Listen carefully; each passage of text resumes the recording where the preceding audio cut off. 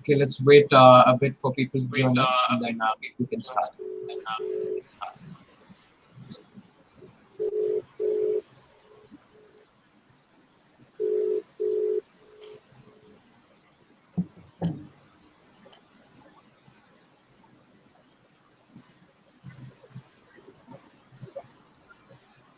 Okay, you going to look at Parth, it has been there on Facebook and YouTube. Yeah.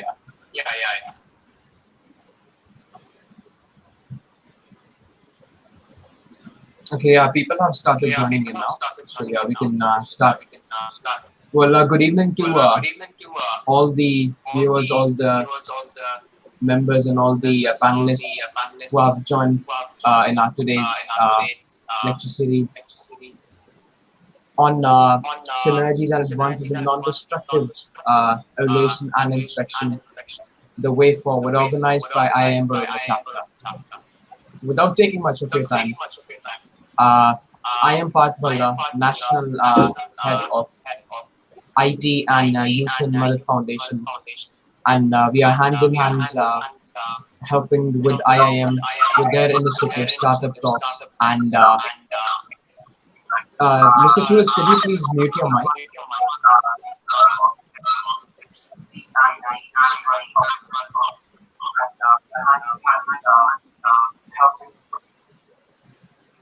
Okay, yeah, now the echo is gone. Yeah, so once again, I welcome you all in today's lecture series organized by IIM. And without taking further time, I'd like to invite Mr. Suraj to welcome the dignitary and introduce all the guests and officially start with the seminar.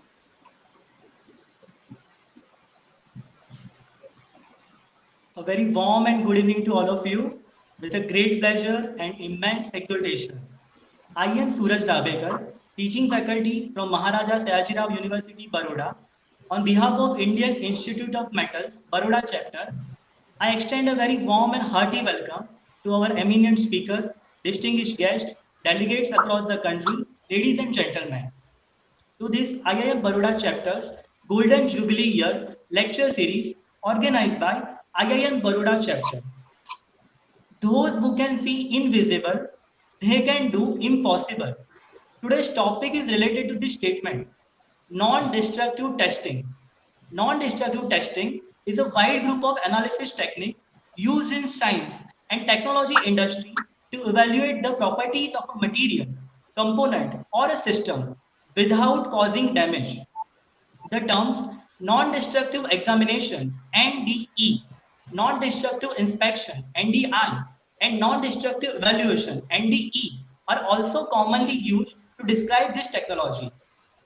Because NDT does not permanently alter the articles being inspected, it is a highly valuable technique that can save both money and time. With this, IIM Baroda has organized this lecture. जो सफर की शुरुआत करते हैं वो मंजिल को पार करते हैं जो सफर की शुरुआत करते हैं वो मंजिल को पार करते हैं एक बार चलने का हौसला रखो मुसाफरों का तो रास्ता भी इंतजार करते हैं With this note, I would like to take opportunity to welcome and introduce our dignitaries. First and foremost, I would like to introduce convener of this event, Mr. Prashant Barodia. Mr. Prashant Barodia is a Bachelor of Engineering in Metallurgy from Maharaja Sayajirao University of Baroda. With total 25 years of industrial experience in the field of technical inspection in various fields of engineering. He was awarded Global Achievers Award at Bangkok, Thailand. He has also qualified ASMT Level 3 in radiographic testing, UT, MPT, LPT by American Society of Non-Destructive Testing. He has also qualified diploma certificate as International Welding Engineer from International Welding Society. He has acquired authorization for inspection from SAP code for the inspection of general mechanical, welding, NDT, pressure vessels, and coating, critical and non-critical parts. In 2003, he has started independent inspection agency with only 2 engineers, including him, with a burner desire to serve the society and the country and refuse overseas job offer from multinational organizations. And today, he finally owns a team of people with high level of social responsibility, dedication, competency, and their professional work. Once again, we welcome you, sir. Now, it is my honor to introduce you, co-convener of this event, Mr. Sumit J. Kanthola. Mr. Sumit J. Kanthola is a geologist academically and has more than 28 years of experience in EPC projects in NDT industry. He has a rich experience and have worked in onshore and offshore projects in India, Europe and USA. He is the proprietor of firm Industrial NDT and ASNT Level 3 qualified and providing NDT inspection services and training to the industry. He is associated with IIM Baroda chapter since last 5 years and is presently the treasurer of IIM Baroda chapter. He is the life member of ISNT, IIW, IPPTA and ASNT. Sumit sir, welcome to this event. We heartily welcome you. Now, it is my privilege to introduce you to Chairman of IIM Baroda chapter, the young, dynamic and active Chairman of IIM Baroda chapter, Dr. Sunil D. Kahar. So Dr. Sunil Kahar is Assistant Professor in Metallurgical and Materials Engineering Department, Baroda. He is the Chairman of IIM Baroda chapter since 26 May 2019. He is distinguished alumnus of the MS University, Baroda. He did his B, ME and PhD from the MS University. Sunil sir is a Senate member from the MS University, Baroda, Government of Gujarat nominee. Sir was the Honorable Secretary for the IIM Baroda chapter from June 2012 to May 2019. Dr. Kahar is a Deputy Director of ME Welding course sponsored by L&T. He was invited as a Vice Chairman in technical session in International Conference Corcon 2019. Dr. Kahar has guided more than 100 research projects at UG and PG level, jointly with Defense Lab Jodhpur, ABB Limited, Alstom, L&T Hazira, L&T Ranoli, Sanghi Forging, etc. He has presented and published more than 65 papers in various national and international journals, seminars, symposia. Sir is the sole author of a book entitled Corrosion Behavior of Electroslag Strip Cladded Weld Overlay. He has prepared more than 67 technical papers on material selection, corrosion evaluation for various industries. Dr. Kahar has been decorated with so much prestigious award like NACE International Gateway India Section Corrosion Awareness Award in 2014, IIM KK Award in 2015 by IIM Baroda chapter, Best Paper Presented Award in Oral Presentation of Regional Science Congress. Sunil sir, Dr. Sunil Kahar sir, we once again heartily welcome you. Thank you. Thank you. Thank you. So, ladies and gentlemen, the world is full of diamond and gems, and we are having one of them today. I'm talking about our guest speaker. I'm talking about Dr. Shyam Sundar Mandavia. So, Dr. Shyam Sundar Mandavia has a professional career spanning 36 years in the area of R&D in NDE.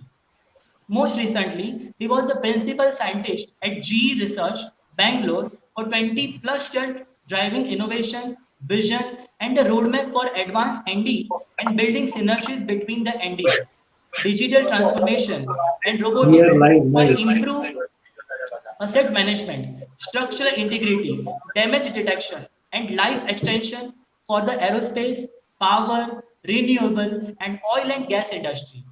His passion for incubing advanced technology to solve challenging industrial problems led him to work on several cutting-edge technologies like array sensors, non-linear ultrasound, positron annihilation, acoustic pulse reflectometry, microwave, and NDE and several other metals, composites, and ceramics.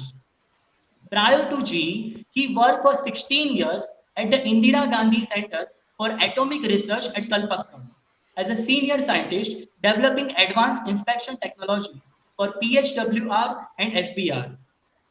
He has a Bachelor in Metallurgy from MS University, Vadodara, and PhD in the Engineering from IIT Kharagpur.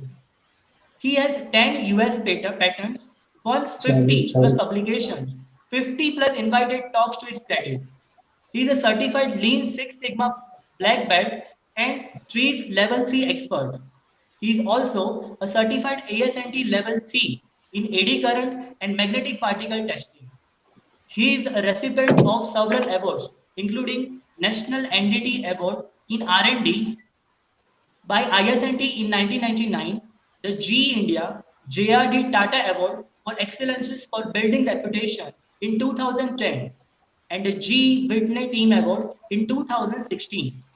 In recognition of his service to the NDT community, he was awarded as the Honorary Fellowship of ISNT in December 2019. He is currently the chairman, National Certification Board of ISNT driving the NDT certification activities in India. We heartily invite you, sir. Once again, we welcome you, sir. So now I would request Mr. Prashant Barodia, convener of this event, to address about the IIM GJYC lecture series 2020-21.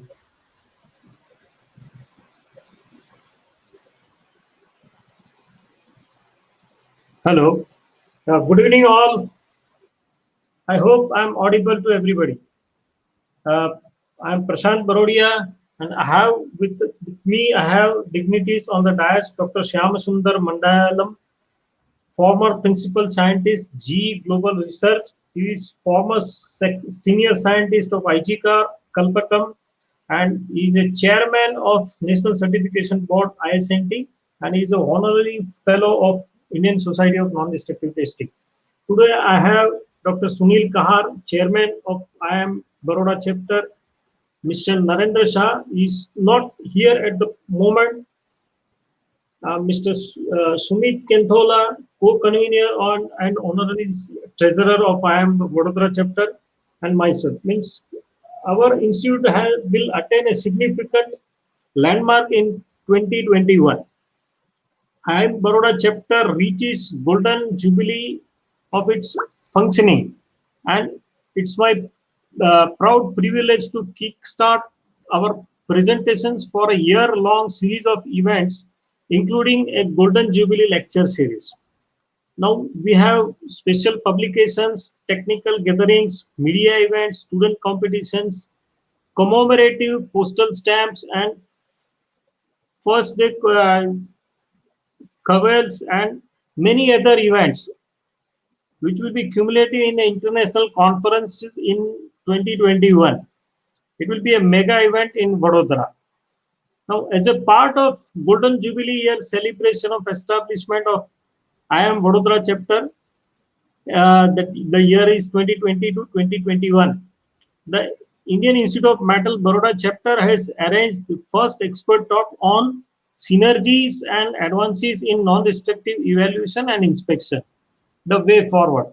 As we all know, there are many technological changes and advancements happening in on manufacturing side, and to cope up the advances of manufacturing technologies, we have to have open some fronts on NDE sites also. So today we will be talking about this. This will be delivered by Dr. Shyam Sundar, who is a former principal scientist of GE Global Research and former senior scientist in IGCAR. He is presently chairman of NCB ISNT and honorary fellow of ISNT. In today's event, let me tell you that there are 226 delegates as already registered, and they are of various capacities, ranging from directors, MDs, assistant managers, plant inspectors, senior managers, QA/QC engineers, NST inspector, NDT inspectors, integrity section leaders, professors, associate professors, assistant professors, and PhD research scholars also. There are many undergraduate and postgraduate students also from 34 universities and colleges, including 3 IITs and 2 NITs. And it includes 74 cities and 22 states of India and 6 nations. So truly this event is started as international event.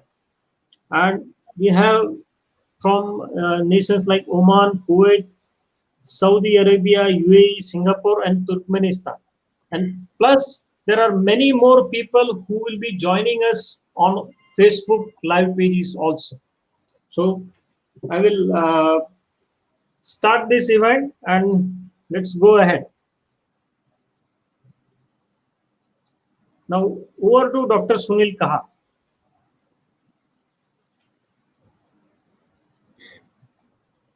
Thank you very much, Prashant ji.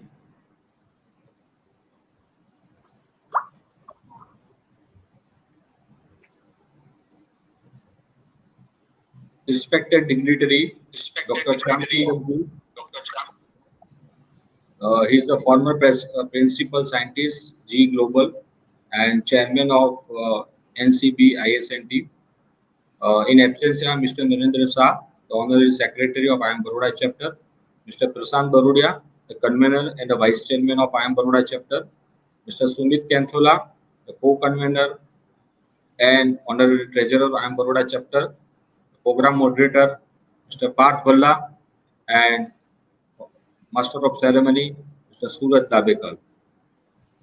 Dear fellow members, at the outset, my warm and regard and greeting to all the esteemed members of the Indian Institute of Metal, Baroda chapter, and the persons who have been joined from various industries from India as well as from abroad, academicians, entrepreneur, industrialists, etc. And last but not least, dear student friends, you know, IM is an organization of past, profound, and exciting future. It is one of the biggest organization of the scientists, engineer, technocrat, academicians, manager in the field of metallurgy and materials engineering. It has more than 8,000 life members all over the India. As I referred to the profound past, I must acknowledge all the past chairmen and office bearers of the Indian Institute Metal Baroda chapter because of their sensible leaderships and passionate nature. The Indian Institute of Metal is reached to this milestone. What we are talking about. IM is the very oldest chapter of the Indian Institute of Metal. It has been established in the year of 1971 on the day of Hindu Navvarsh, Vats Pratipada Chaitri Navratri on 27th of March under the leadership of late Professor B.L. Kargil, Mr. late Y.M. Mehta, Professor Sesadri, and this chapter was instituted in the premises of Metallurgical and Materials Engineering Faculty of Technology and Engineering, the Maharaja Sajirao University. As we have been in the phase of COVID-19, here most of the country in the world they are hit with this novel coronavirus COVID-19. Causes a lot of damage to various industries and every sector of mankind. As a chairman of the institute, it is very things that how we can support the entire stakeholder at a time of this crisis. Now, this is a time we have to find innovative and alternative way to roll with a punch, revisiting the way to operate and function for adjusting with the pandemic situations. We wish to adapt the changing environments and build action plan to initiate normal operation as early as possible. As far as the Indian Institute Metal Baroda chapter is concerned, in post-COVID or pre-COVID and lockdown period, we have decided to do number of webinars as far as to make this chapter live still in the phase of COVID-19. We start this webinar in the 19th May. First webinar was organized on the topic of challenges and strategy for students to get job in the phase of COVID-19. This program was joined in association with IM and Yuva Kaushal Bharat Foundation. In this event, more than 1,020 participants from 19 cities of India who has been attend this event. Mr. Pankaj Rudaya was the founder and CEO of 51K Growth Hub has delivered the expert talk. Then we also think that the corporate also facing such type of problem as far as the COVID-19 is concerned. And we have decided to organize another event, and this was organized on corporate social need, challenges and strategy for business growth in the face of COVID-19 on 3rd of June. This event was jointly organized by IM Baroda chapter in association with Yuva Kaushal Bharat Foundation, Vadodara Chamber of Commerce, BCCI, and Baroda Productivity Council, and Mother Foundation, India. In this event, more than 435 participants from industry, entrepreneur, academicians has been registered from 60 cities of India.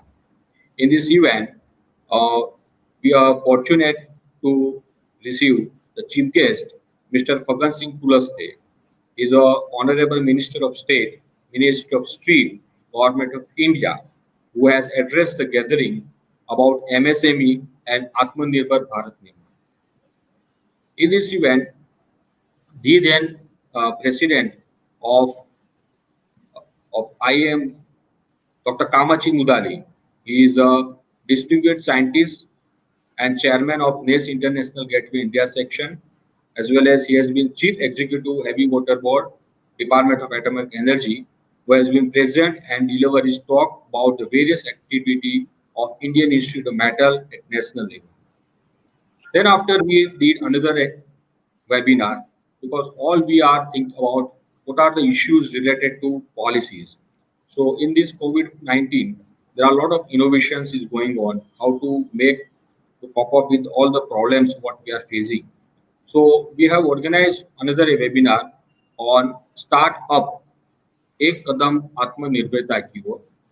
This is was again jointly organized by IAM, Yuva Kushal Bharat Foundation, Mother Foundation, and Vignan Gurjari of the Association of Vignan Bharati on 2nd of August.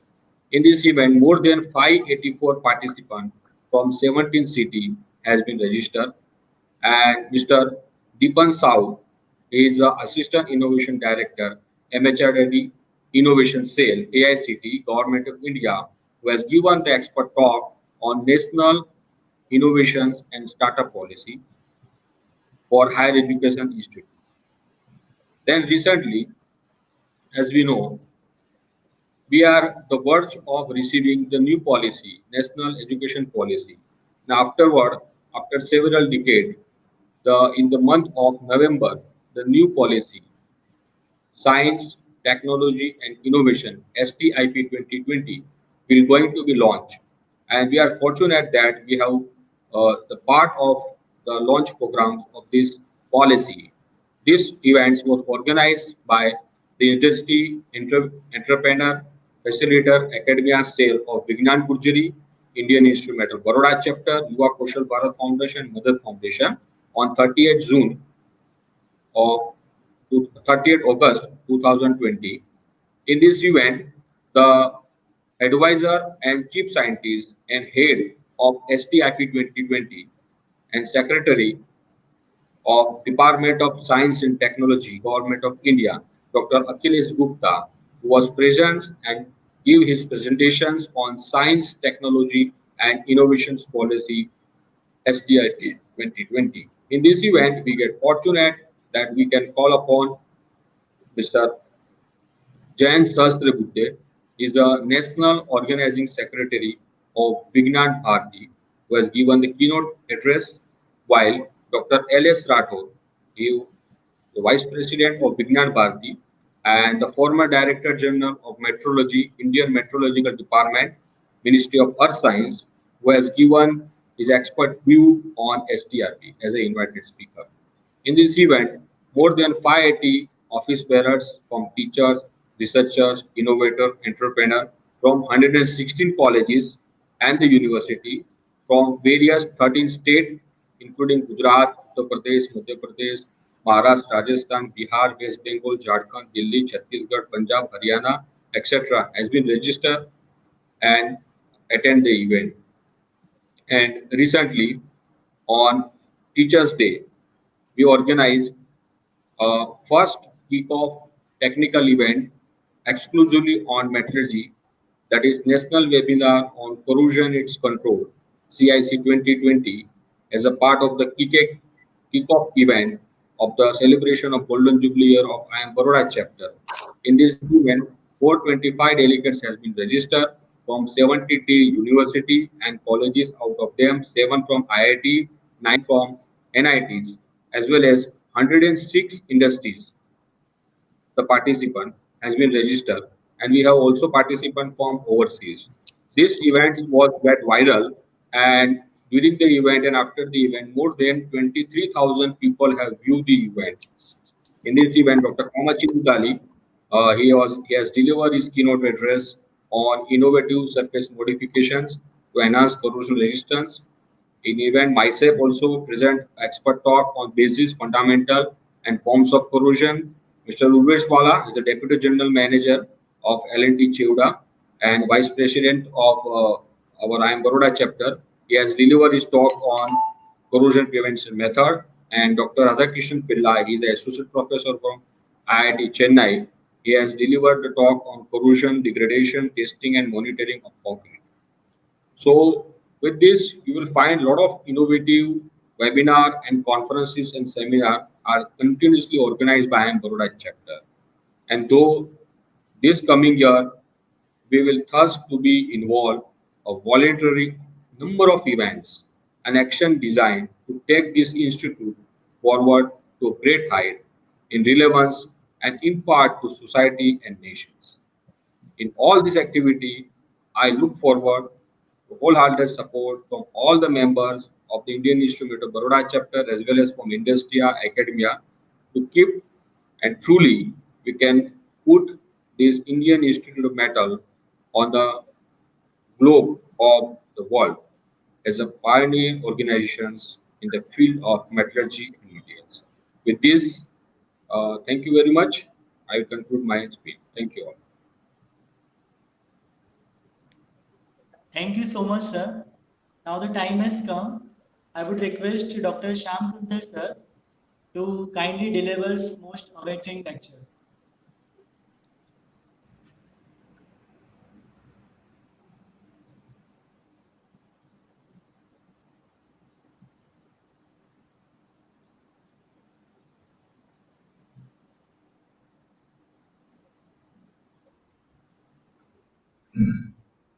A very good evening to everybody who is listening into this lecture. Just before I go ahead, just wanted to check, is the audio clear and are you able to see my Yes, sir. slide? Audio is clear. Please share your screen. Yeah, please share your screen, though. Sorry? Please turn on your screen sharing so that we can see your slide. Okay.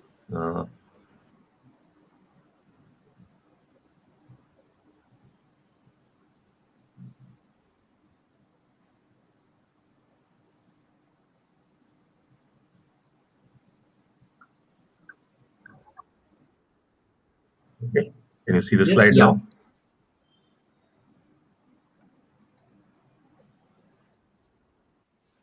Yeah, Yes, everything sir. okay now? Okay, great. So let me get started then. Okay. First of all, a very good evening to the entire audience. A special thanks to Dr. Kahar and IIM Vadodara chapter for having invited me to this first lecture on the Golden Jubilee celebrations of IIM Vadodara. It is actually very I feel very humbled, honored, and privileged to be the first speaker because of many reasons. As you probably heard during my introduction, when I was being introduced, that I am formal. I'm an alumni of the Maharaja Sayaji Rao University of Baroda, where I did my graduation in metallurgy way back in 1983. I had also fond memories of the strong association I had with IIM. I clearly remember being a student volunteer in 1980 when the annual technical meeting and the National Metallurgist Day was celebrated in Vadodara. So it brings back very fond memories, and certainly, very privileged and honored to be invited. So thank you very much, Dr. Kahar and the entire IIM Vadodara chapter. With that, I'll move forward with my talk. A talk today is about synergies and advances in NDE and inspection, the way forward. The choice of the topic has been mainly done by me because I believe in the NDE has been talked about a lot in the many other professional societies.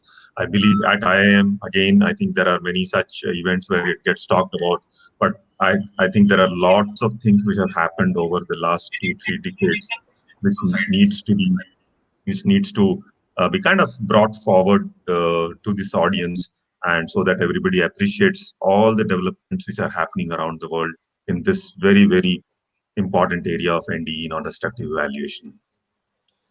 This is a very vast topic, and there is no way I can do justice to this topic in the 45 minutes which I have with me.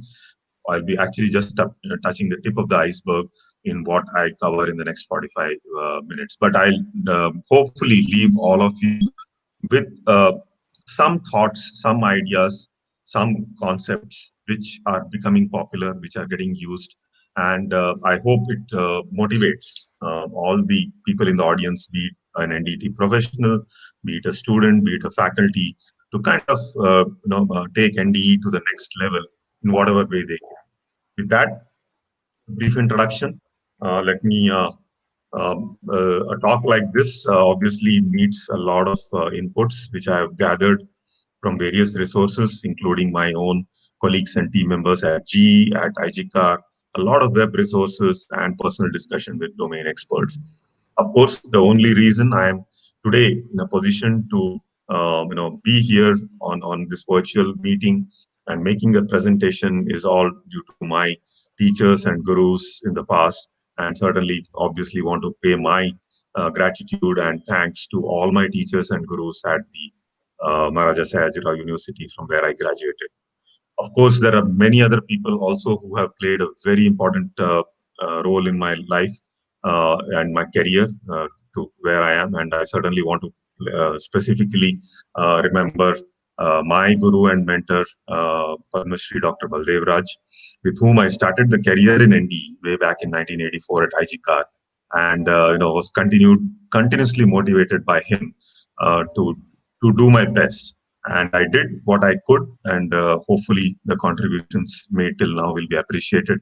So certainly, my tribute to Dr. Baldev Raj on this occasion also. So if you get to the topic, you notice that I had used two words in my title: synergies and advances. The way I differentiate synergies and advances is the fact that when I say advances, I'm talking about the developments which happened in the core NDE technology, right? The many things which we'll talk about now. And when I say synergies, is how the core NDE technology should synergize with everything else which is happening around us, in other domains, and mainly one of them, the domain being the whole digital transformation domain, which we will again be talking about quite a bit today. So that's the way I am differentiating. And you need both in order for a technology to grow, in order for the technology to be useful to the industry, to everybody.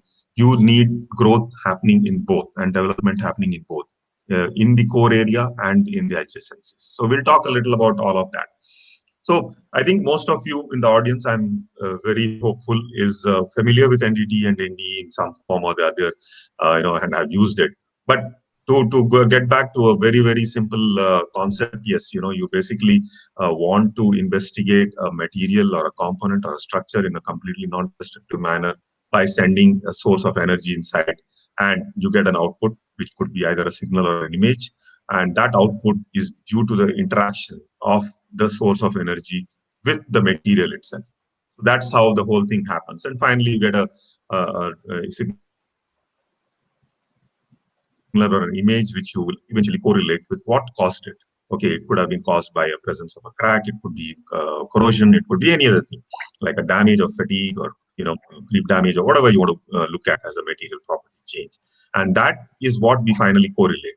The output of an NDE is a signal or an image typically, and we try to correlate it to what caused it. So, a non-destructive evaluation is what we call as a cradle to grave technology. It starts from the cradle, which means right from the point where a metal, is generated, mined, from its ores to the end of a life of the component. So, you extract the metal from the ore, you form, it into different forms, be it billets or whatever you want, raw materials. Then there's a lot of processing which happens, rolling, welding, casting, forging, etc.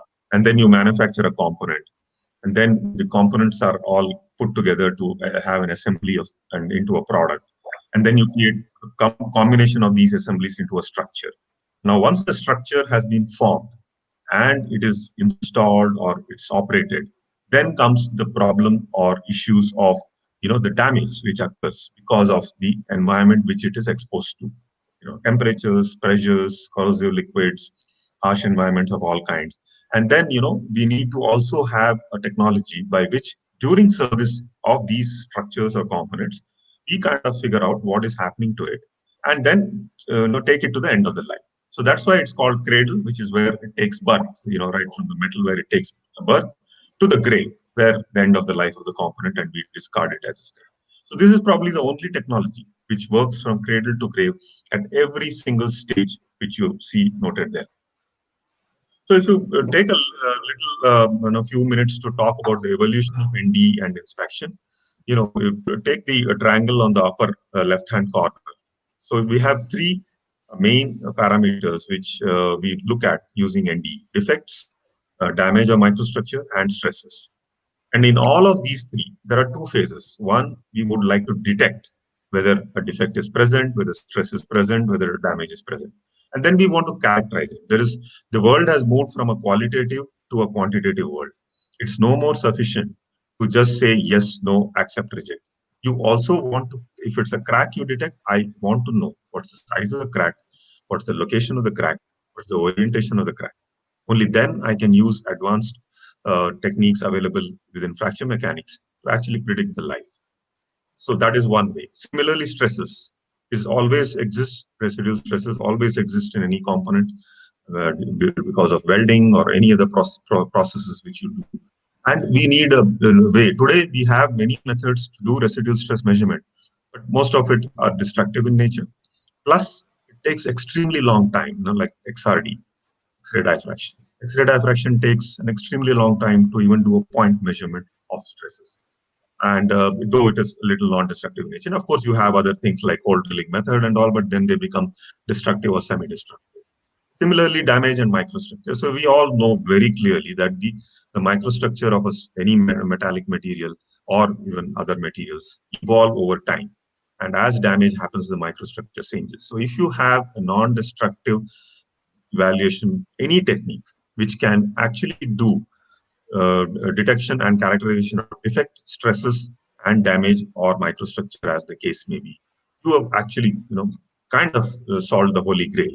But that's obviously very difficult. That is where the world around researchers are struggling hard to see what they can do, how best we can get it, and whatever we come up with different methods still has many issues and all that. So basically, you can see that in the lower bottom right hand the chart which shows is basically how from qualitative inspection in the 50s and 70s we are moving to an area of smart and intelligent NDE, which we will be talking about in the 2010 and beyond and now. So, and that is not possible from one single domain. NDE is probably the most multidisciplinary, technology which you can think of. Every single element is there: physics, maths, mechanical, electrical, electronics, instrumentation, computer science, name it, and it's all there because you need, and materials, of course, and all of them together form, be it sensor design, be it analysis of signals, you need all these domains. So we are moving towards that area where we are going to be, using NDE in a more smart and intelligent way in the coming years to get to what answers we want. And hopefully that will help everybody, right from design to manufacturing and in service and in life extension and things like that. For component manufacturers, for asset owners like refineries, power plants, nuclear power plants, airlines, and so on and so forth. Go to the so if you go to the top, extreme top, there are three boxes there. We have called how has NDE evolved. NDE, NDT, as it used to be called earlier, was always very reactive, which means after something breaks or happens, we go and do some inspections and figure out what exactly went wrong. From there, we moved in the last 15 to 20 years to be more proactive. Can I do something, to prevent the failure? How quickly can I, react and so on? And then we are now moving to the domain of predictive. We want advanced information on everything which is happening inside a component or a structure, and so that we can make a decision as to when the component is likely to fail and take remedial measures so that we can stop much before the actual. So as long as you can stop the material from failing, I think you have achieved your goal. Once the material fails, the disaster has happened.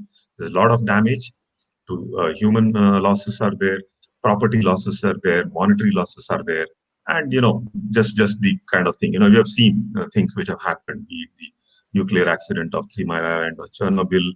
You have seen several refineries and fire accidents and many other things which are happening. But once the damage or accident or failure has happened, it's very difficult to do any correction, and you've already the loss has already happened. So how can we? And if you look at the this classic curve here in the middle, the red curve, in terms of the how things grow from stage 1 to stage 2 to stage 3 in any kinds of damage, cycles to failure. We would always like to see how early in the total cycles to failure can we actually start predicting and following, which we typically call incipient damage. So the challenge today with the ND world is incipient damage. Macro cracks today detection is probably, we have kind of, I would say, mastered it in many ways with the number of techniques which we have, but it's the micro cracks, it's the incipient damage, the damage, the kind of damage which occurs in fatigue or creep much before the cracks, micro cracks start forming, is the area where NDE is struggling to see how early in the stage can you detect the damage. And then, of course, at the bottom, as you can see, you go through the different cycles, different systems. So you have several different methods of NDT. What you're seeing on the screen is not even 1/10 of what the number of methods which exist. There's just a huge number of methods, 150, 200. I don't even know the number totally. But the challenge has always been that any industry will accept an NDT method only when it's proven, can be applied on a component in a factory or in a field, gives meaningful results, which can be interpreted and correlated, and the decision can be made. But a lot of techniques which came in the last 2-3 decades could not reach that stage and got lost in the way. So there is a very important factor of any NDT development is that the maturity of that NDT method has to come to a stage where it becomes useful for application to in real life situations, be it in a factory or in the field, in an installed condition. So there are many methods which we have to say.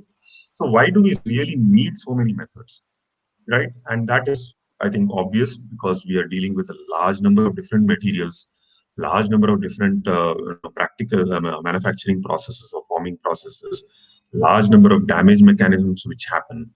The presence of the defect or the damage could be anywhere, right from surface to subsurface to somewhere in the volume. You also deal with so many different materials like metallic, composites, ceramics, and so on, right? And so one or two or three methods really don't do the job. So here on this chart, you are just, and this is a sampling, right?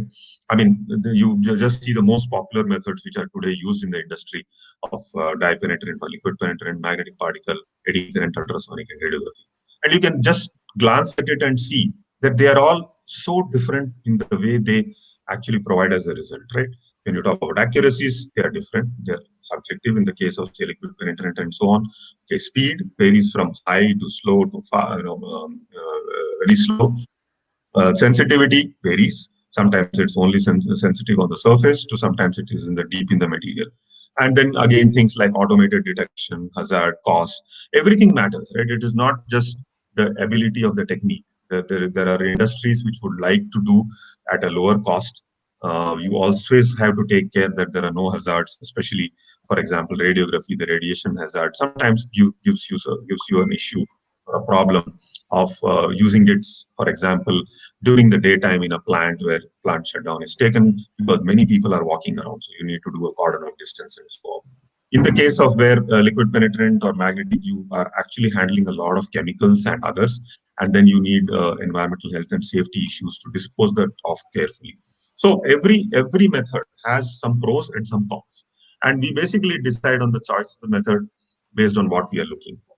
And so there is a need for more and more methodologies to be available because each as you advance and as you can say remove, for example, there's a lot of discussion today going around in the industry on can we eliminate FPI or fluorescent particle penetrant inspection with some other method. And then there have been evidences to show that maybe eddy current can do that because FPI also does basically surface defects and surface opening defects. So the eddy current arrays probes today is showing great promise in potentially replacing FPI wherever feasible.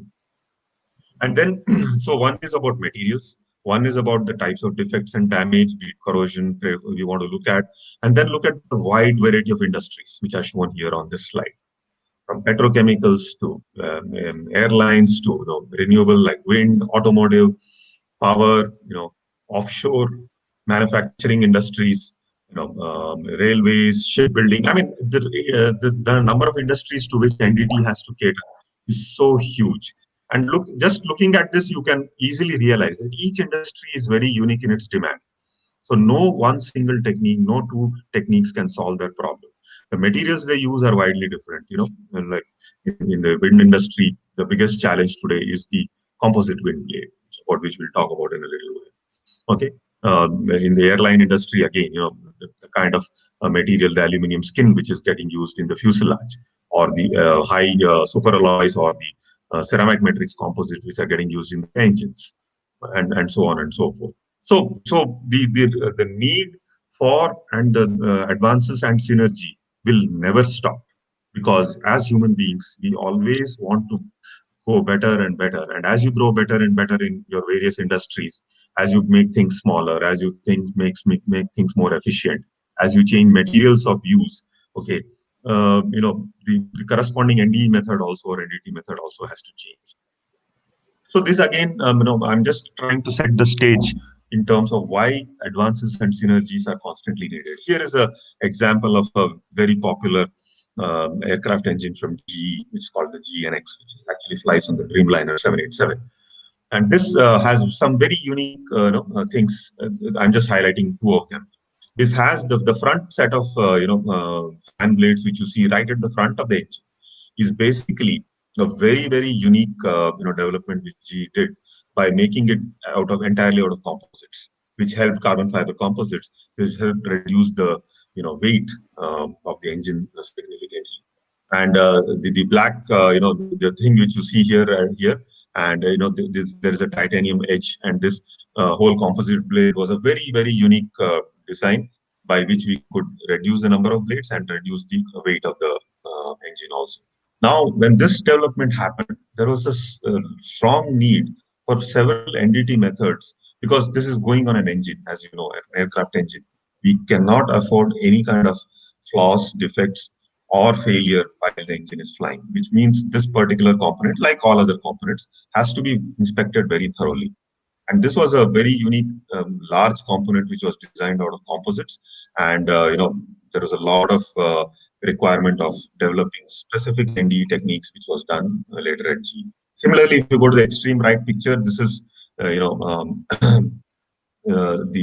low pressure turbine, where they use titanium aluminide plates in stages 6 and 7, which help reduce close to 200 kgs of the engine. And you know that for an aircraft engine, for the aircraft, the biggest thing is weight. The more you can reduce the weight, your engine efficiency, your fuel efficiency, everything goes up. So when we decided to make titanium aluminide plates, again there was a need for developing a lot of specific, radiographic methods and CT and so many things which could help inspect that plates. To come to the bottommost pictures, you can see this is the blade which you see here is the longest ever wind blade manufactured in the world, 107 meters. Okay, and this is for an offshore wind turbine, 12 megawatt offshore wind turbine. The project is called Helios. Now you can imagine this kind of a huge structure inspection again, and then the challenges which come when you install it offshore. Like here you can see in this last picture that they are doing the installation offshore for this terminal. So you have challenges from materials, sizes, and as material advances happen, NDT challenges also increase, and so advances and synergies continuously. Go back to composite materials, very widely used now in so many different industries. And but then yes, 20 years ago, 15 years ago, huge challenges of how to inspect that. And here is again, a chart which shows you that various kinds of damage which was seen in composites. Look at the number of NDE methods which have been applied. And as you can very clearly see from here, some methods can be applied only for certain kinds of damage or as the damage goes to a macro scale. While at the micro scale and at the fiber level or like matrix cracks, only very few methods can do it. Now we need more methods on the left-hand side of the graph so that we have more. Some of these methods are not very popular yet, or the kind of resolutions they give is not sufficient. So you need NDE methods for the left-hand side of this whole chart, which means for the micro level defect. So again, there is a lot of need for advances in that. And again, the need continues as we talk about moving from diagnostic to prognostics. Just like in the healthcare industry, the doctor, is really looking at prognostics.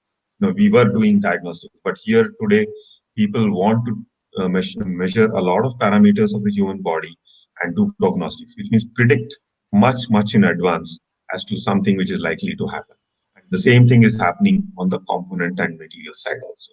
Similarly, asset integrity, be it a refinery or a power plant or whatever you're looking at, the integrity of the asset is the biggest thing. And no refinery manager, no plant owner of a power plant, nuclear power plant, any kind of plant, just does not want any downtime, or he wants the downtime to be minimum. So you have to upgrade, you have to make significant advances in the NDT method so that you can cater to this requirement. And here is what also you can just a simple example of why again more NDT methods are needed. That here is a weld, as you can see, the conventional weld, and here is the fillet weld. But you can see that what could be applied here, that same method cannot be applied when weld type changes. So this also means that based on the design of the component, in addition to things like materials and other things, some methods may work, some methods may not work. So you really have to have what is called as a suite of methods which are available and going beyond the conventional of dye-penetrating magnetic particle, because the challenges are increasing. Industry is using more materials, different manufacturing processes, challenges are increasing, and so on. Okay, so we'll talk a little bit about how some of the common NDT methods have advanced over the last several decades. So you are all very popular with the most standard conventional ultrasound, which you can see on the left-hand side of this graph. So very straightforward. You have a transducer, you can do it in contact, immersion, etc., pitch catch mode, pulse echo mode, and so on. So very popular. Industry uses this the most. I think a majority of the industries use the most standard conventional UT. But then we realized very soon that the conventional UT cannot do a lot of things, especially when or it could do, but then it would take a lot of time. And that's when in the last 2 decades, the whole phased array method has become very popular, where you can actually see that you can actually get a very nice image also, of the defect. You can do things like beam steering, like weld inspections, etc. Become much more easy with the phased array ultrasound. And phased array ultrasound, for those of you who might not be aware, were actually existing even as early as the early 80s and 90s in the healthcare domain, in the medical domain. But to bring it to the industrial domain, it took several years. Only today, you can see in the last 5 to 10 years, it has become very popular and is being very widely used. So, as people demand more speed of inspection, more ease of inspection, please remember that at the end of the day, the person who is doing this inspection on the field or in the factory, the operator, his life should be made as simple as possible. That's our only goal. As technologists, as scientists, our goal is how can I make the life of the operator on the field or in the factory as easy as possible so that he can do a very simple and easy inspection, but get all the information he wants. Right? And that's one of the reasons why phased array came into the picture. So over the last 5 years or 3 years at least, the phased array itself has become still more advanced with a lot of newer things coming in, like what they call as total focusing method, full matrix capture, and some of the very difficult problems which some of the petrochemical industry had, like high temperature hydrogen attack, has now we are finding at least some kind of a line of sight that we may be able to solve these problems which were unable to be solved. And so all these developments have happened in the last 5 to 8 years. But this has taken, this has come due to two reasons. One, industry wanting, demanding a solution to this burning problem which they face. Because of them, a lot of failures are happening. And correspondingly, the advancement which has taken in computation technology and things like that, the software and so on. So most of these solutions are a combination of hardware and software. That's where today you are very, you're seeing a lot of such equipment which is coming into the market. Going further on ultrasound, there have been one of the problems which the pipeline industry faced was about how do I inspect these miles and miles of pipeline? There is really no technology. We have the pigging technology, which can do for large diameter pipeline, where you send a pig into the pipeline and it collects data. But then, in the last again 2 decades, or at least a decade and a half, the technology of guided wave ultrasound became very, very advanced. So today, you can send a guided wave ultrasound into a pipe structure, and it can actually, inspect almost 100% coverage over a large distance of several meters. That could not have been done earlier. Earlier, you used to do a conventional transducer, you will do a localized inspection, as you can see here. But imagine the time it would have taken to do even 100 meters of a pipe. Okay, that is now solved with the guided wave ultrasound. So you can put a guided wave, and you can see the picture here down below. These are the guided wave transducers which can clamp them around the large pipeline, and the wave travels several tens of meters, and you collect data and make a decision. We can use a concept of what we call as screening and localization, which means do a quick screening with something like guided wave, and then you can use a localized method wherever you find an issue to get to a more accurate thing. The guided wave itself will give you decent accuracy, but if you want higher accuracy, you can do a screening followed by a localized inspection. So guided wave extremely popular now for pipeline inspections, because it can do large coverage. Again, it's a question of time. People don't have the time. If you don't have the time, you will always amount to doing less inspection. And when you do less inspection, you're increasing the probability of failure. Similarly, for composite inspections, we had the problem that you cannot always, say put any couplant on the composite, or you cannot immerse it in any liquid like water. And then came the whole development of what we call as non-contact air-coupled ultrasound. And the air-coupled ultrasound has revolutionized the way you can do, composite inspections in the last, again, a decade and a half to 2 decades. So that was been again a very novel development which has happened and advancement in the ultrasound area. TOFD, the time of flight diffraction, again a very, very a method which is becoming very popular. Again, discovered in the 80s at Atomic Energy Agency Harwell in the UK. Okay, that at the crack tip, there is a diffraction of the ultrasonic beam which takes place. And that can be used for very, very precise characterization of crack lengths and crack characteristics. Though discovered in the early 80s, it has taken us almost 3 decades before today we are seeing increased use. EMAT, again, because of the need for either contact, for the ultrasound method, it was becoming very difficult to inspect, say, high temperature components. And that's when came EMAT, which is electromagnetic acoustic transducer, where the coupling happens not due with a couplet, but due to the electromagnetic field, as you can see here, which means you can do this inspection in a non-contact. Okay, so that's a great set of advancements which happen. Again, permanently mounted transducers. So, it becomes very difficult for inspectors to, climb high structures in plants and keep on doing measurements. So the whole concept of can be installed transducers so that they did not go. And with today's wireless technology, you need not go anywhere. You can stand at ground level, connect to the transducer which is there, and do the measurement of all the pieces. So here is an example on the offshore where the flexible ultrasonic transducer, which you can see here in the lower left-hand, right-hand side picture, has been pasted on all of these, because the flow accelerated corrosion takes place at this particular area. And now you don't have to go. You have pasted the transducer there. You could probably go there once in a week or once in 2 weeks and just take measurements very easily and come back without. And if you can imagine that this is an offshore, which means you don't have to you can actually place equipment which are available today to do the measurements. In this case, you can actually people need not climb up with safety issues and things like that, large structures, and do that. Moving to the other very, very popular method, which is electromagnetic NDE. Most people would be familiar with eddy current NDE. It happened with the discovery of Faraday's laws of electromagnetic induction way back in the 18th century. But it took almost more than 100 years or 80 years for the first real eddy current testing equipment, which can be actually used to came. So it happened during World War II, somewhere in 45. So it took, again, the concepts were developed, but it took a whole lot of time to do that. Fortunately for us today, that those development time cycles have come down much, and we see things happening in that.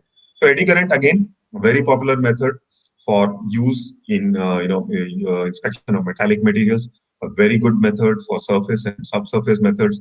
The only requirement is the material has to be electrically conductive.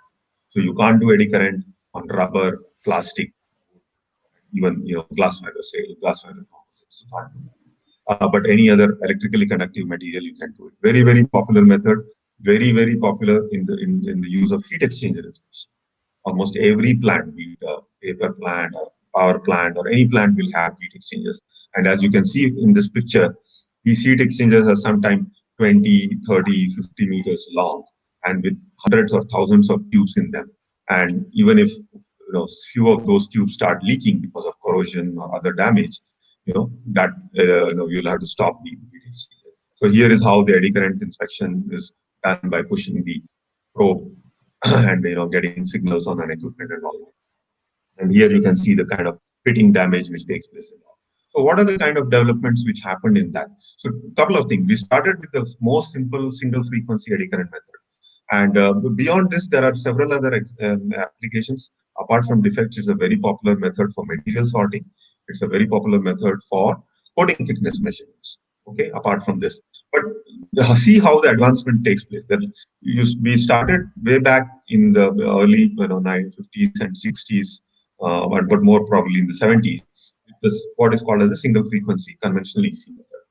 But when they started doing inspection of heat exchangers, and you can see in this small graph here, that they have something called these baffle plates. You can see the yellow structures here. These are the baffle plates, which you can see here on the main heat structure also. And what happened was the conventional eddy current failed to inspect if there was a corrosion or a crack or a defect under the baffle plate, right? And because the baffle plates were usually made of carbon steel, and they used to give a very huge signal, so you can't expect. That is when the development of the first multi-frequency eddy current equipment started coming in, where we use multiple frequencies, two or more frequencies, by which we could suppress the signals coming from the baffle plate. So that was the first big development. Then came the challenge of how do I inspect ferromagnetic materials. A lot of the heat exchangers are made of carbon steel. And now eddy current is certainly not the greatest of methods when it comes to ferromagnetic materials. And that's when came this technology called remote field eddy current testing, which they were doing in the downhole, sizing and downhole oil downhole inspection. And there came the remote field eddy current. So you can see at the extreme left-hand side, this is the remote field concept where we have two set of coils which are placed about 2 probe diameters away, and the field actually travels through the wall thickness of the material, and any damage or reduction in wall thickness can be easily detected by this. So remote field became very popular for ferromagnetic tubes and material inspection. At the same time, there were several parallel methods which came. One was called the full saturation eddy current testing. So what happens is, because the mu r, the magnetic permeability, relative magnetic permeability, is very high in ferromagnetic materials, it gives rise to a huge impedance change in eddy current testing, which means all signals get suppressed. And then that's where you can do a full saturation, but you cannot do a full saturation in a structure like this. You can do it in a factory, but not in an installed condition. That's when remote field, partial saturation eddy current testing, all these became very popular as development. So all these developments actually happened in the last 30 to 40 years, where we today have so many different eddy current testing methods which can cater to different requirements. Be it heat exchanger tube, be it this is for the pulse eddy current testing. Again, was a very new development. Again, the first developments happened way back with Shell and Incotest way back in the 60s, I believe. And but again, nobody paid much attention to the method. And today, but we have very pulse eddy current testing, very sophisticated equipment which can do things like corrosion under insulation, fuselage inspection, and so on. And then last but not the least, like the array technology became very popular in ultrasound, the array technology became very popular here, even in eddy current testing. So at the bottom here, you can see how, instead of having one single probe and doing an inspection, you have an array of probes. You can do some fantastic inspections with that, very fast and so on. Moving on to the other electromagnetic methods. So we have, the other electromagnetic methods, which are called microwave NDE. Where you can do it for dielectrics such as ceramics, rubber, glasses, polymers, and plastics. Okay, so this is different than eddy current. This microwave cannot work on metallic materials, but can be done for many of these applications. So you can do bunch of things like GFRP tanks, piping, pipe fusion joints. So becoming again a very popular electromagnetic NDE method for inspection of, including composites and coatings. So inspection of coatings on turbine blades using microwave is becoming common. The next as you go higher in frequency, you come to terahertz NDE.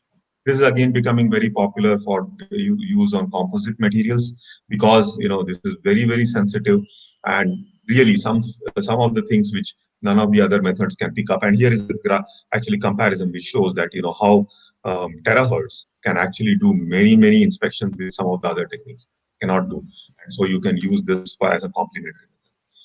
Moving on to X-ray, huge developments on X-ray, moving from film, as you can see in the left, to an entirely digital thing. And digital you can do in two ways. You can have an imaging plate, take a radiograph, scan it using a laser scanner, and get to a digital image. Or you can use a direct digital array, which gives you an instant image. So huge developments in the whole digital world for X-ray, and both computed radiography and the digital radiography using flat panels like this are becoming very popular.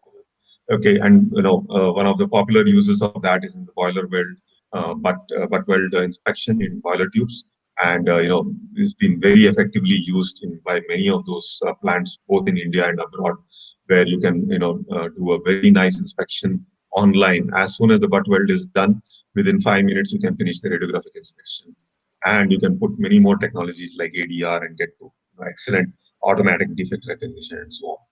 Similarly, from 2D imaging in X-ray, we have moved to 3D, where we are talking about CT, computed tomography. So just like the healthcare industry, industrial CT is becoming very popular because of the kind of features which you can really distinguish. You can take slices just like the doctor does, on your brain, on your skull CT image.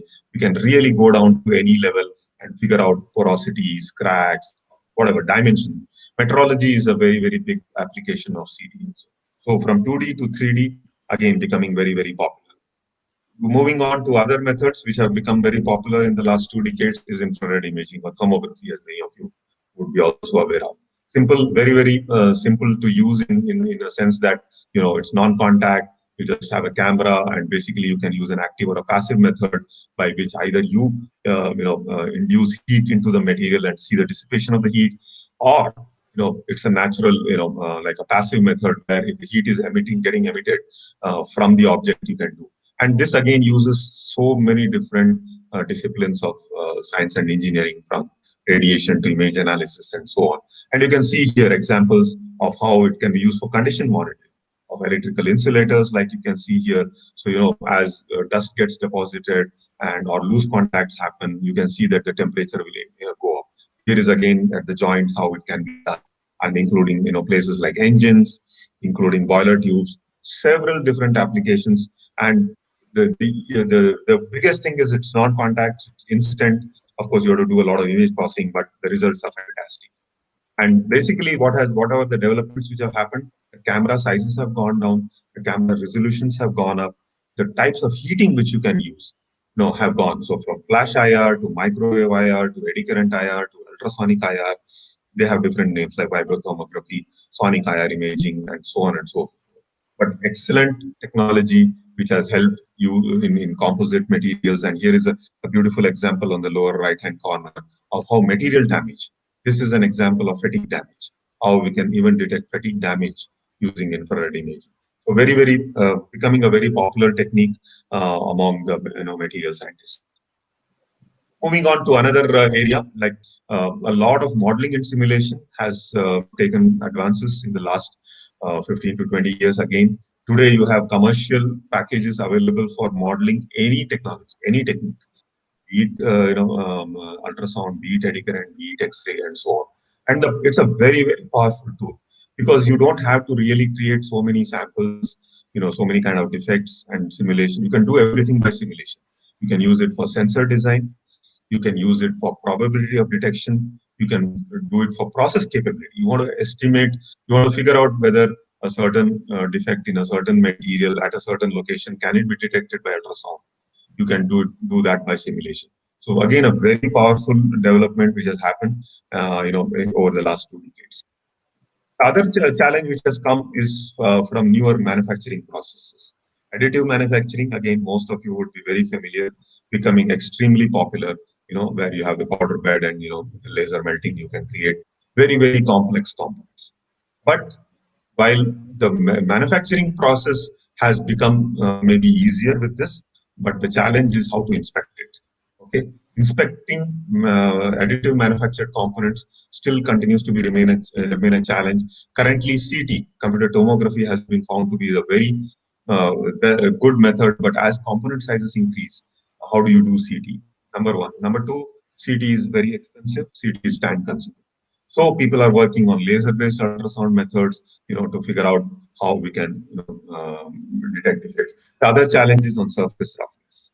Okay, so many methods uh, cannot be applied because of the kind of surface roughnesses which you see in this kind of material. And CT can do many things, right from the powder.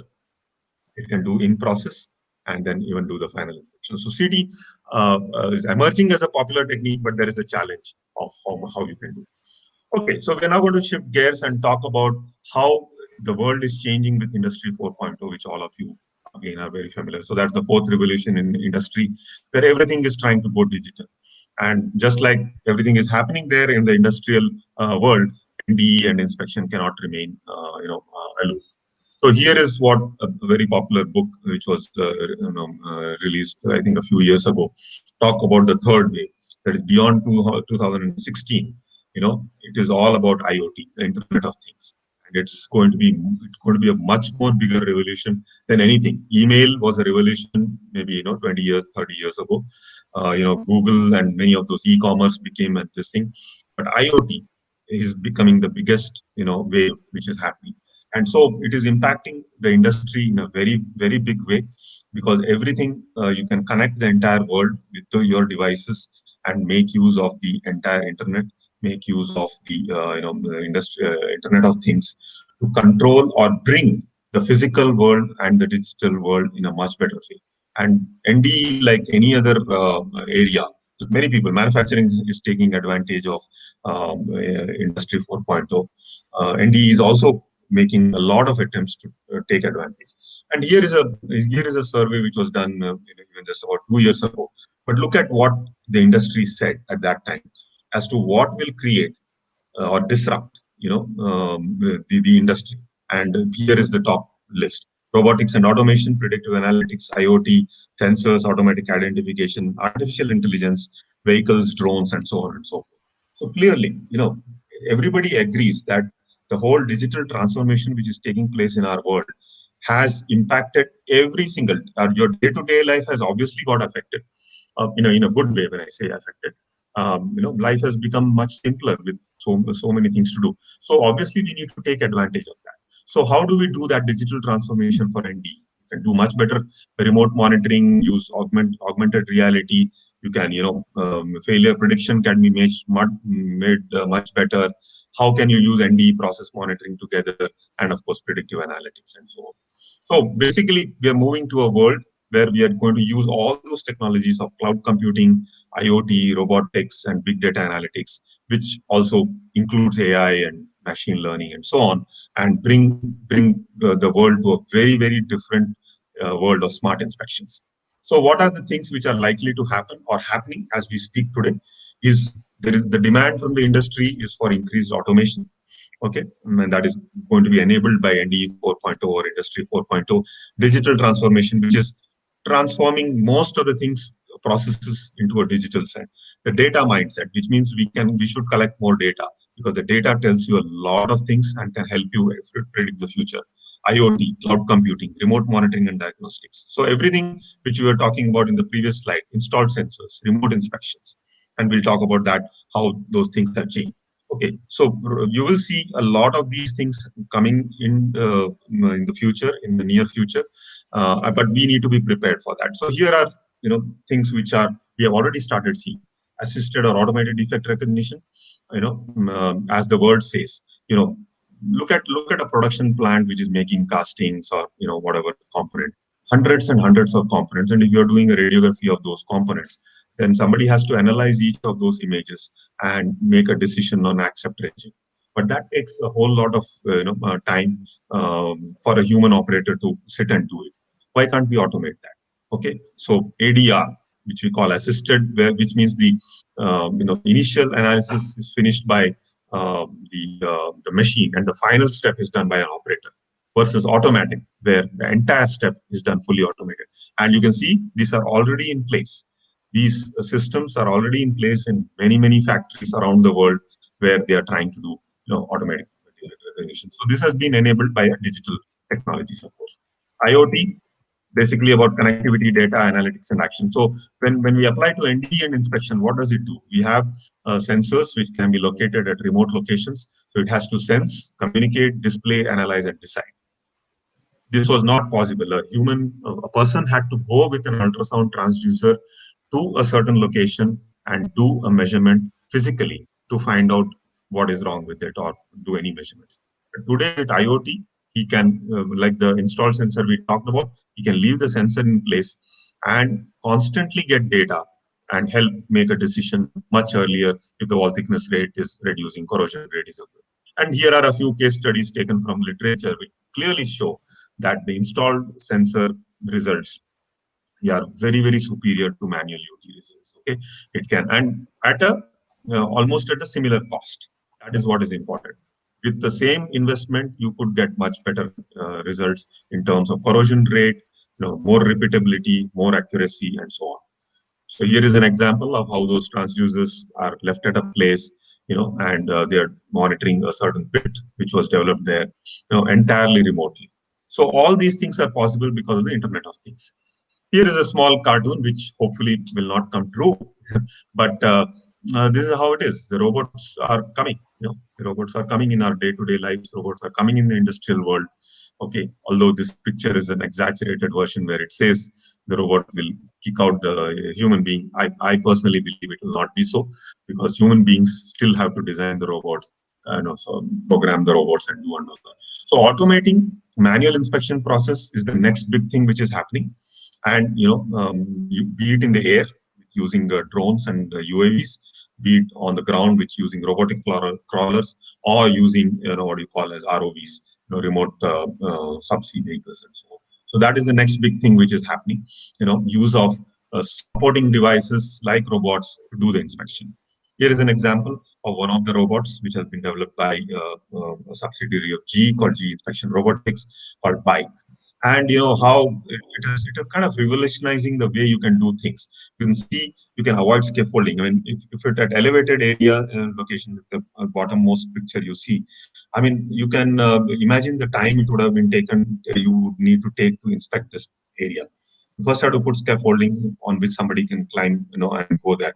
But now with a robot like this, and you can put any kind of transducer on it. It already has a high definition camera and ultrasound. You can also put an eddy current sensor or any other sensor you would like to do. And so many things have been developed around it so that you can actually program the path which it has to move, say inside a pressure vessel or something like that, and also locate, eventually when it does mapping the whole thing. So you can do corrosion mapping, you can do in confined spaces. And this is very important because as we hear, very soon the regulatory bodies around the world are going to try and put restrictions on human entry into confined spaces, which means pressure vessels. And then if you want to do even a visual inspection of a pressure vessel, you will have no choice but to use a robot like this. So that is already out there. This is called fast RVI, remote visual inspection.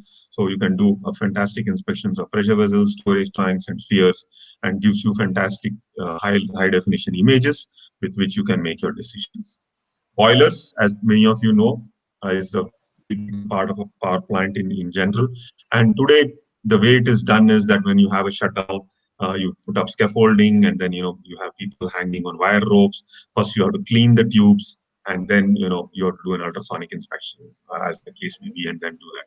But you have to enter the boiler, you have to put up scaffolding, and it takes huge time. These are huge structures which you cannot inspect 100% or even 50% for that matter in the available 6 to 7 days, because a lot of time is spent on scaffolding and so on and so forth.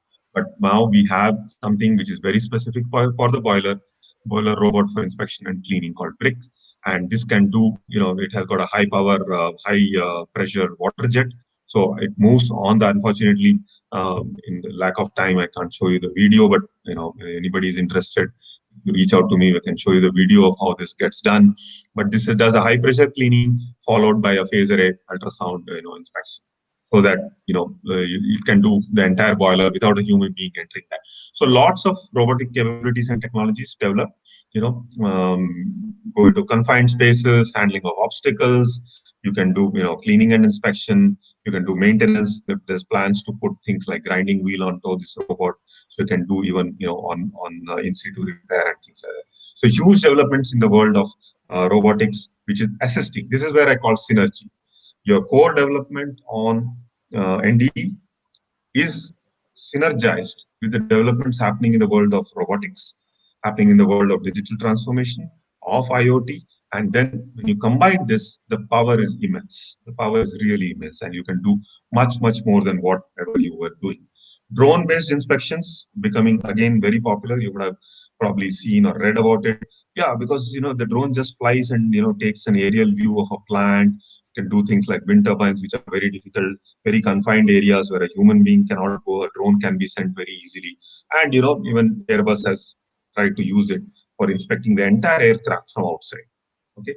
So what is the advantage of drone inspection over standard? Of course, you don't have to stop the plant. You don't have to stop anything. The drone can just fly, take the images. You can get very fast data.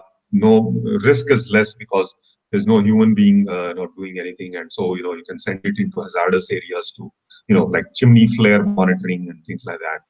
You can get a lot of data. And of course, time is very fast. So huge gains, especially from safety, is what you can achieve. So here are some examples. Wind turbines are the biggest challenge because, getting down a wind turbine blade down on the ground and doing any inspection is a huge, huge expenditure. So why can't we mount sensors like visual inspection and infrared and do that entire turbine blade inspection using a drone? And you can get fantastic images. And today, the kind of drones which have been developed, they can go very close. So I know, I personally, I did my first drone inspection of a turbine blade in Kanyakumari way back in 2011. And we were, it was the first ever time we were doing it, and we were so hesitant because in case the drone hits the blade, we are liable for insurance claims and things like that. So we were very hesitant. But today's drones, you can do GPS programming so that it goes and then goes, and then you can, as I said, you can do a visual inspection. You can get fantastic images, very close up with high definition cameras, or you can get an IR image and do that. Similarly, for boiler inspections, a boiler is a huge structure. You can send a drone like this and do several inspections, including ultrasonic and so on. And you can take aerial images, combine that with things like machine learning and artificial intelligence, where it automatically figures out areas which need to be looked at. There's some high level of corrosion here. So, you have a deep learning model which can, take these drone images. And so combine drones, robots with AI, ML, deep learning, and, you can automate a bunch of things. Here is another example of how detection and classification of, tanks is being done by an aerial infrared image. So here is, I mean, this is how the world is coming together. The digital transformation is bringing your core inspection methods like visual, ultrasound, eddy current, and so on. Combine that with what we are seeing in the digital transformation world of IoT and robotics and so on, and a few more things which we'll talk in the next few minutes. The other big thing is remote monitoring. When we have high value assets like engines, aircraft engines, and all that, we need data. We need to have constant data. So you can you have now sensors which constantly monitor these engines, give it back to a control room where they do a lot of algorithmic prediction and then assure and prevent the forced outages and so on. So you improve safety, availability, maximize performance, and improve reliability. And all this has been made possible because of all the developments. And everyone is today obviously talking about artificial intelligence, machine learning, deep learning, and so on. Without getting into too much details, very powerful even in the world of NDE and inspection. The kind of signals you get and the large number of data you get today, it's very, very tough for human beings to sit and do the analysis. And that's where if you can train your algorithms or the machine learning algorithms to automatically recognize that, it can do beat. You can use neural networks or so many different methods of here. Here's an example of a neural network, how for phased array ultrasound indications to do automatic classification, whether it's an ID crack, OD crack, porosity, and so on.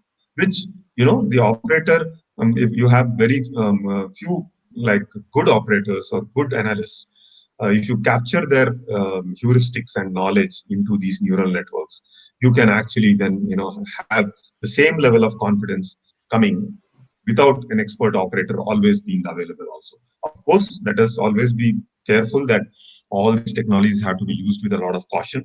Nothing comes perfect. You have to do a lot of training to get to where you are. So signal processing and combining that with machine learning, you can really get to identifying and correlating what the signal is to actually the cause of the signal. So huge amount of developments in AI, ML, and DL for applications to NDE and inspection. One of the last topics we'll talk about is digital twins, which again, many of you might have heard, but this is again becoming extremely popular. A digital twin is nothing but a digital version of a physical asset, like an engine, like a boiler, like anything you want, any industrial asset, what you have physically, you create a digital twin of that. And then you subject it to the kind of operational conditions which it undergoes, the real physical asset on the digital model. And when you do that, you can do a lot of predictions. It's a combination of course, a lot of physics-based models. But why this is important is NDE and inspection will play a very big role in the next 8 to 10 years for digital twins, because it is the inspection data which you do on the real component which has to be eventually used in the digital twin, apart from other things like operational history and maintenance history. Okay, so digital twin is something which is becoming very popular as a predictive tool for determining when failure is likely to occur, but it is based on very strong physics models, statistical models, and real data. So we actually put real data from inspection, like, and I'll talk to you in a minute about that, about how we did that in the boiler. But that's how the digital twin replicates what is actually happening in a physical asset. And you just imagine how powerful that can be. And because it uses a combination of physics and domain knowledge and artificial intelligence, it's constantly learning. So as you put more and more information, as you put more and more data, as you operate your physical asset more and more, the digital twin is becoming more and more reliable. Okay. And hence, the prediction it brings also becomes more. So that's why it's an AI based continual learning. Okay. Where you combine these two, and you can give design feedbacks, and of course, you can, the insights you get is what is the remaining part life, what should be done with operations, should we increase the thrust, reduce the fuel, feed, whatever. The kind of information which you get out of this digital twin is just phenomenal. So in the power industry, we have tried to use that, and here you can see inspection and repair. So inspection and NDE will be a critical part of digital twins as we go forward, in addition to other data. And that's the reason I'm trying to highlight that as digital twins, more and more industries want to use digital twins, be it for manufacturing, be it for assets, NDE and inspection will play a very big role. And we need to be there, in my opinion, to take advantage of that. And so from business application, it can do asset performance management, operations optimization, and business optimization. So for a plant person, what else does he want? If he can predict when he should take the next shutdown, what is the most optimum shutdown based on all his components. So it could be the boiler, it could be the turbine, it could be so many components. So you could have an individual digital twin for each of them. For a boiler you have, for a turbine you have, for all the other components you have, the generator you have, and then you combine all those inputs and combine it with the inspection. It can be very powerful. So here is an example of something which we worked on at GE in the last 1 year about a boiler digital twin. As you know, the Indian coal is high ash content, and one of the biggest failure mechanisms observed is about the boiler tube erosion because of the ash particles which impinge on them and create that. So here is how we built a digital boiler digital twin specifically for erosion, a boiler tube erosion, and help predict the boiler tube thickness. And here we used a lot of ultrasound thickness data, which was done. Here it is, yeah. So spot ultrasound thickness is what they do once in a year, and they measure a few 100,000 points in that.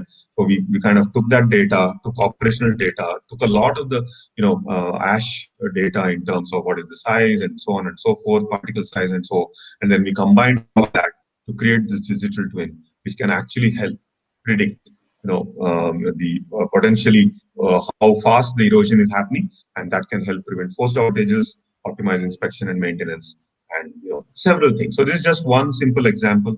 So be it the airlines, be it a manufacturing plant, digital twin is probably the next big thing which is going to be there, and inspection and NDE is going to play a big role in that. Augmented and virtual and mixed reality, this again, you would have seen this. People are starting to use that. This could make the life of the operator very easy. It can, if you have a virtual reality or a Google Glass kind of thing, you can do tons of things. Here is how, because it can guide you. It can do, especially sophisticated techniques like phaser ultrasound, TOFD, and so on. You need a lot of guidance from experts for the operator to do it. Now, this whole virtual reality thing, it can program, it can actually guide you what to do next, step by step, and visualize things, where to move the probe, to what location, and so on and so forth. Huge, powerful tool, extremely, getting slow. It won't happen in the next immediate year or two, but surely in the next 5 years, you will be seeing a lot of virtual reality based inspections happening around the world. So at the end of all this, basically you have to drive an outcome for assets, for component inspection, for structure inspection, and you can do that if you can combine the power of robotics, the inspection, the digital twin, and get to something which can, get you the real outcome which you want out of that. Prevent failures, mitigate risk, prevent forced outages, condition-based maintenance, and obviously maximize performance, improve reliability. So this could be how the future of NDE and inspection will look like. People wearing virtual reality glasses and a lot of heavy dependence on IoT-based data coming in, being analyzed using artificial intelligence algorithms, and providing hopefully a much better analysis of the data you. So last but not the least, why when in the whole topic of advances and synergies, we have had things always a scientist or a technologist looks for building something new when he's faced with an issue. And right now, in the last 3 months, what have we faced? The biggest thing which we faced was the COVID pandemic. And what did it lead to? And though the first line says it reduced power demand, but it impacted airlines so significantly. Okay, flights are down. I mean, nothing is flying, and so on. A lot of uncertainty, workforce disruption, supply chain disruption, social distancing. Experts are not available, and so on and so forth. And that's when again, the world has adopted. And this again is the reason I bring this up is again a lot of NDE and inspection. The way people started doing things. That's when people who even 1 year ago were claiming that hey, what can robots do? What can drones do? Will we ever use it in reality and so on? Here are a bunch of news reports which I have taken from obviously from the web to see how almost everybody adopted things like drones, things like remote inspection, etc., to suddenly in the last 3 months we see here you can see that somewhere there's a number. Yeah, the Bureau Veritas reported has experienced a 900% increase in demand for remote inspection. So those who were very skeptical even 6 months to 1 year ago have now changed their thought process that these advanced technologies can help industry, can help technologists to fight whatever crisis we come on do that. So here in even in Maharashtra it was used. They use drones to inspect the power lines. Okay, so I think sometimes crisis brings in the challenge, and when the challenge comes, the technologies rise to bring about these advances and synergies. So what it all says is that we need to be constantly doing this rather than waiting for crisis to happen, because there is merit in utilizing technology, bringing synergy and all.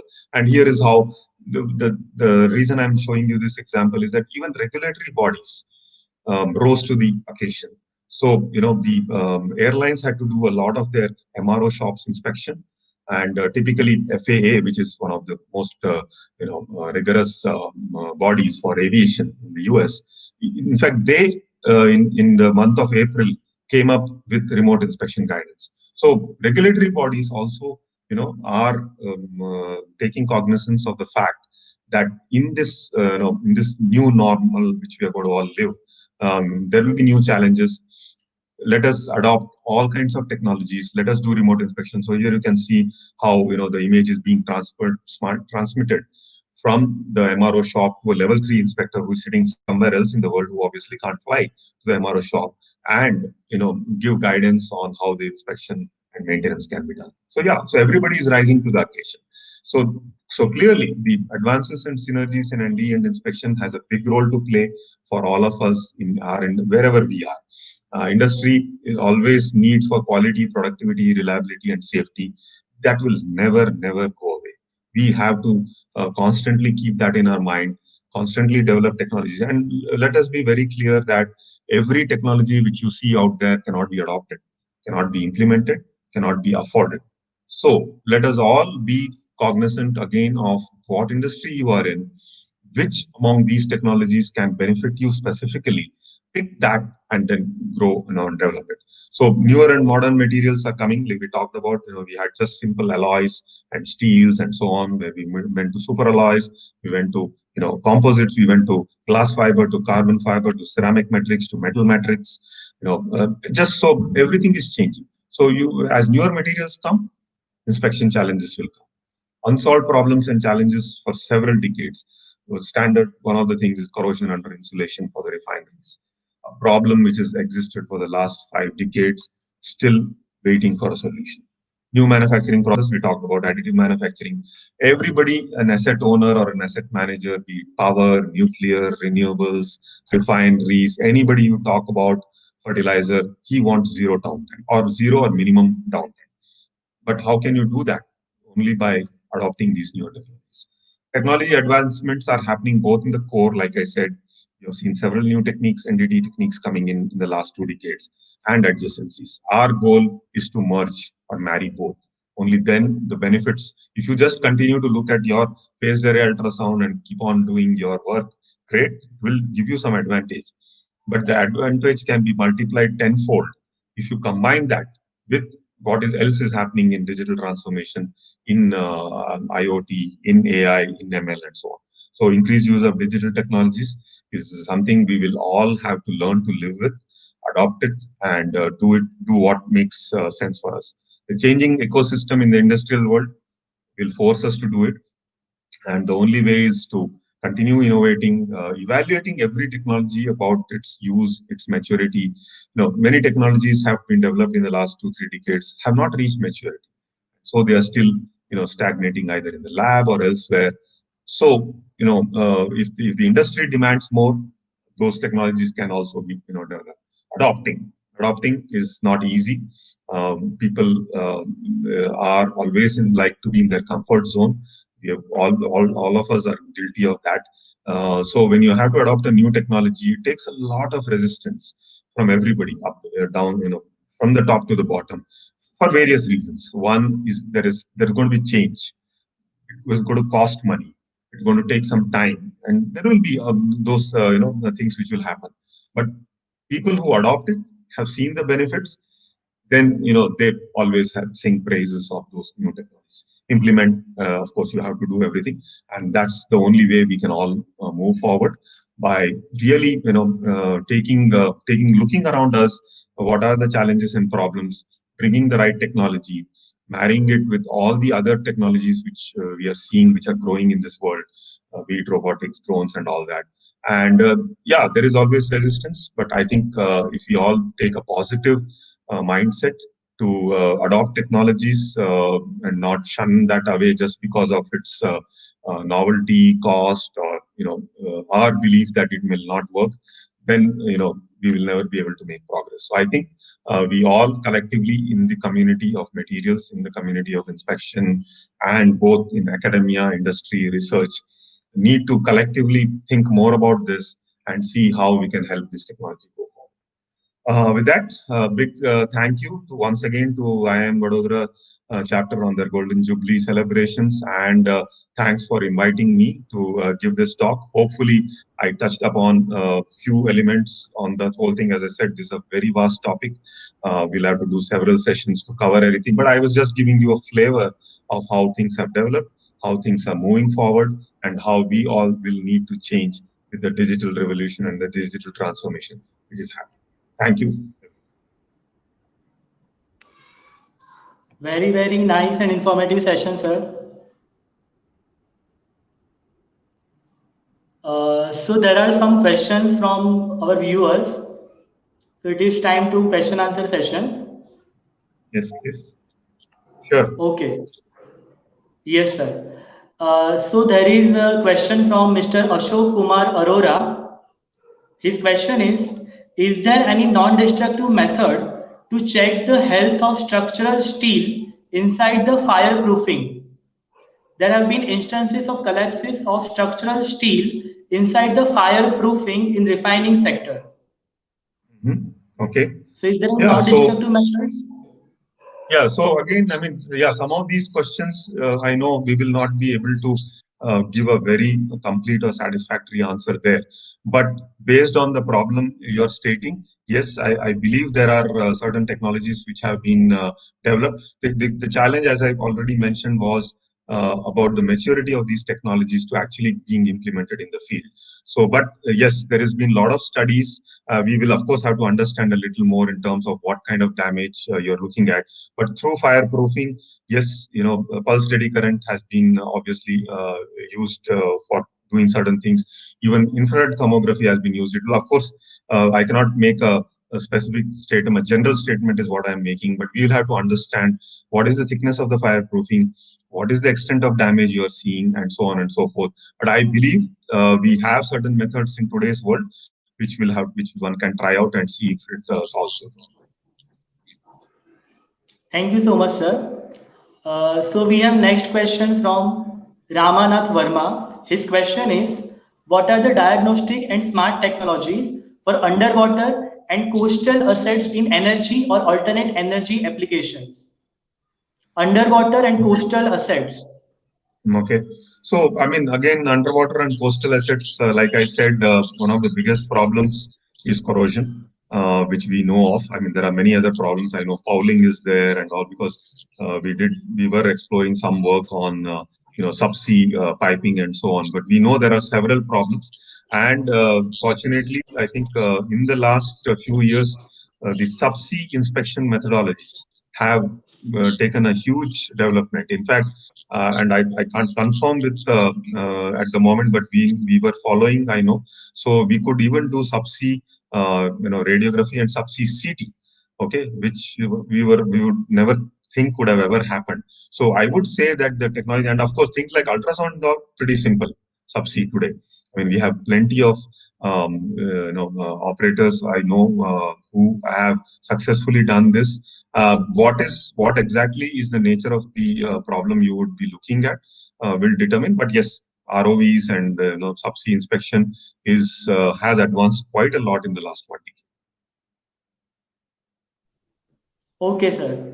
So we have next question from Mr. Ashok Kumar Arora. His question is there any technology for doing NDT on pipe joints without removing the humans in the vicinity?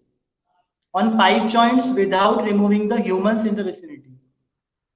Okay. So I'm presuming this is we are talking about removing humans in the vicinity mainly because of the radiographic procedure which you are trying to follow. Again, if you are aware, and we know that this has been done, and even ASME is now accepted in the code, is the phased array ultrasound replacement for RT. So UT in lieu of RT is something which many of you might have heard about this. So the challenge is that when you have to do radiography, like you've been asking the question, yes, you need to cordon off a certain area and nobody can be there. But now with the UT in lieu of RT, specifically for certain diameter of to a certain diameter of tubes, UT is being allowed by ASME to be replaced. RT can be replaced by UT. Now, depending on your particular pipe size and your situation, one can probably extend to it. Whether the code will allow it or not is something we'll have to look into it in specific. But yes, it is already being practiced. Okay, thank you, sir. And we have last question from Mr. Ashok Kumar Arora. Can drones do the inspection for flare tips while flare is on? Can drones Yeah. do the inspection Yes. for the So I flare know. I mean, tips this. while... Yes. Got it. Yeah. So Yes, sir. I know that is a little tricky question, and I know there were. I haven't read the most recent report, but attempts were being made. There is always a risk involved, and that's one of the reasons why people who have attempted but have been extremely cautious. Now, because of the flare, if it is still on, you would not like to risk taking the drone very close by. Just like I was giving you the example of the wind turbine blade. So even though wind turbine blade is not harming, there is no temperature, there is no issue. But if the drone, unless you're a very experienced drone operator who has very good control, it becomes difficult. Of course, today we have the GPS positioning available on these drones so that you can actually fix the position. So I would say it's one will have to try it out. The challenge will be that you will have to be significantly away from the flare, and when you are significantly away, is the information you are collecting fulfilling your requirement will be the question to be answered. So it will be something where one can have a discussion with some of these drone operators to see how close have they gone to the flare in an operating refinery. We are taking one question from YouTube also. So that is question from Sushant Kumar Bhuyan. His question is, what can be the best rapid NDT testing method for forged steels cranks other than MPI? Okay, so yeah, I mean, there are it all again depends on what is the nature of defect we are looking at, and so there are a few more magnetic methods which have come, but I would rather wait to see if they have actually been applied before recommending that. But yes, it may you may not find a very easy method like MPI to do that, but we will certainly we can I can send me an email and we will look at we can have a discussion on figuring out whether any of those other alternative methods which some people were trying, I know, a few years ago have become successful. So in all these cases, in these questions, the answer the challenge we have is there are the answer will maybe yes to many of your questions, but as I always point out, the yes does not mean it is actually mature enough to be used, because you are all talking from a view, from an industry view, where you just want to implement in a factory. So we may or may not be mature with those techniques. It may take 1 year or 2 years to get there, but I think there are answers to some of your questions. Okay, thank you so much, sir. So now I would request Dr. Sunil Kahar, Chairman of IIM Baroda chapter, to kindly propose vote of thanks.